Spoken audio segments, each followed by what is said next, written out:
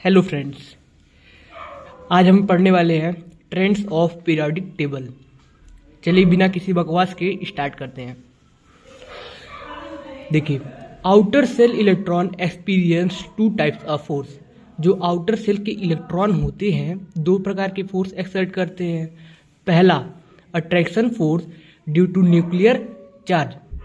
पहला attraction force repel करते हैं, मतलब अट्रैक्शन फोर्स लगाते हैं आउटर इलेक्ट्रॉन पे, क्योंकि देखिए यहाँ पे कौन सा चार्ज है, पॉजिटिव। यहाँ कौन सा चार्ज है, नेगेटिव। तो यहाँ पे कौन सा फोर्स लगा, force of attraction. Repulsion force due to inner shell electron. Repulsion force लगाते हैं क्योंकि देखिए ये इलेक्ट्रॉन है कैसा, नेगेटिव चार्ज। आउटर इलेक्ट्रॉन कैसा मेरा, नेगेटिव चार्ज। तो दोनों क्या है, लाइक चार्जेस हैं, तो ये क्या करेंगे, रिपेल करेंगे। अगर अनलाइक चार्जेस रहते तो वो क्या करते, अट्रैक्ट करते। तो यहाँ से जो हमें एक बात पता चलती है, जो जेड इफेक्टिव हमारा होता है वो क्या होता है, जो ये न्यूक्लियस है वो अपने लास्ट इलेक्ट्रॉन पे फोर्स ऑफ अट्रैक्शन लगाता है, तो उसी को हम लोग कहते हैं अपना जेड इफेक्टिव। ठीक, समझ में आई आप लोग को बात? होप कि आप लोग को आई होगी समझ में बात। चलिए बात करते हैं, शील्डिंग प्रॉपर्टी ऑफ सब सेल इज इंक्रीजेज। मतलब एस का शील्डिंग सबसे अच्छी तरीके से होता है, पी की, उसके बाद फिर डी की, फिर एफ की। आइए अब जेड इफेक्टिव का ट्रेंड्स हम लोग लेफ्ट टू राइट पीरियड में जान लेते हैं। In S and P block on moving left to right our Z effective increases. मतलब हम जब left to right in a period जाते हैं तो हमारा जो जेड इफेक्टिव होता है वो बढ़ता जाता है। देखिए lithium, beryllium, boron, carbon, nitrogen, oxygen, fluorine, neon, तो ये हमारा जो जेड इफेक्टिव है ये बढ़ता जा रहा है। अब देखिए यहां से हमें एक बात पता चली, क्या जो हमारा जेड इफेक्टिव होता है वो इन्वर्सली प्रोपोर्शनल होता है शील्डिंग इफेक्ट के। मतलब जितना ज्यादा शील्डिंग उतना कम हमारा शील्डिंग इफेक्ट। अब आते हैं डी ब्लॉक, हमने एस ब्लॉक को पढ़ लिया, अब आते हैं डी ब्लॉक में। On moving left to right in a D block Z effective increases. जैसे scandium, titanium, vanadium, chromium, manganese, ferrous, cobalt, nickel, copper, zinc. तो ये देखिए हमारा क्या है, जेड इफेक्टिव बढ़ते हुए क्रम में जा रहा है।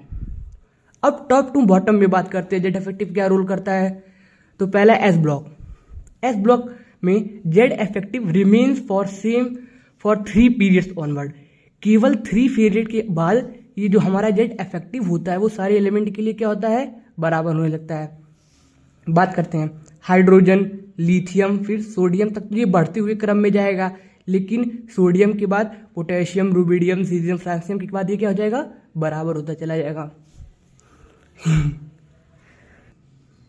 अब देखिए बेरिलियम, मैग्नीशियम यहाँ तक तो इंक्रीज हुआ, लेकिन देखिए 3 पीरियड्स के ऑनवर्ड क्या होता जा रहा है, हमारा सारी एलिमेंट का जेड इफेक्टिव बराबर होते जा रहा है।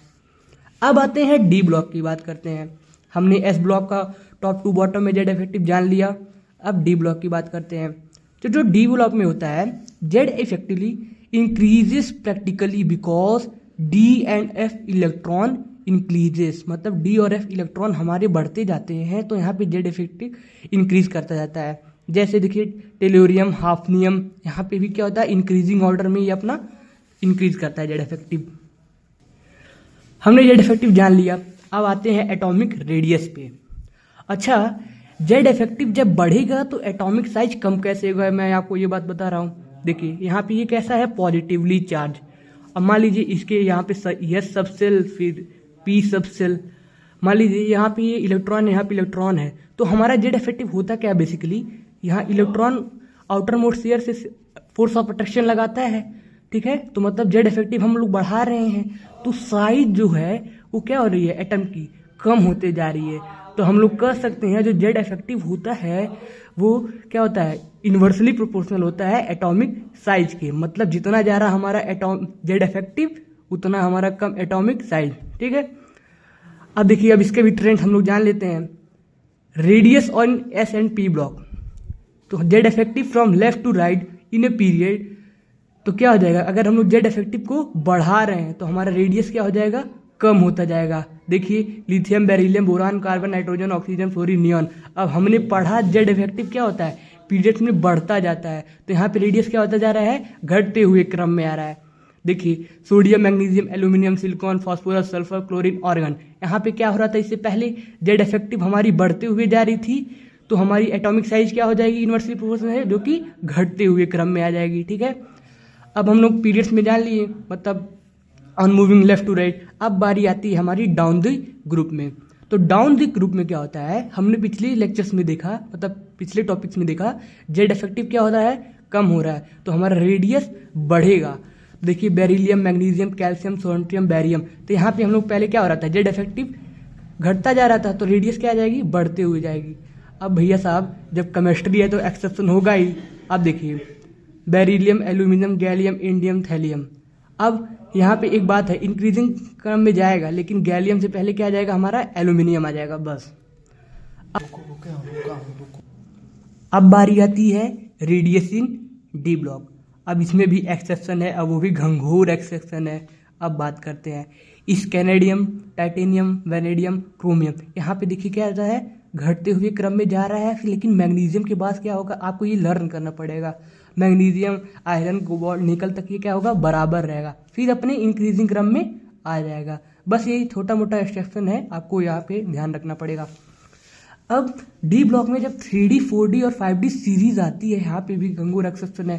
पहला स्कैनेडियम, लैथिनियम में देखिए क्या जा रहा है, घटते हुए क्रम में जा रहा है। और यहाँ पे टेलोरियम में, जर्कोनियम में, हाफनियम में, देखिए टेलोरियम और जर्कोनियम में, तो जर्कोनियम बड़ा होगा टेलोरियम से, लेकिन जर्कोनियम और हाफनियम आप ये क्या हो जाएगा, दोनों बराबर रहेंगे इनके रेडियस।